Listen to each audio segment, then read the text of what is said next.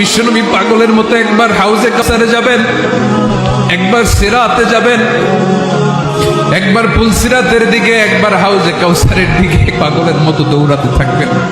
তার কোনো গুনাহগার উম্মত যাতে জাহান্নামে ঢুকে না যায়, সেদিন কেউ সুপারিশ করতে পারবে না বিশ্বনবী ছাড়া। এজন্য 5 নম্বর আল্লাহ বললেন, মান যাল্লাযী ইয়াশফাউ ইনদাহু ইল্লা বিইযনিহি। কার সাহস আছে, কার এত বড় বুকের পাটা কিয়ামতের কঠিন দিন আল্লাহর সামনে দাঁড়িয়ে সুপারিশ করবে?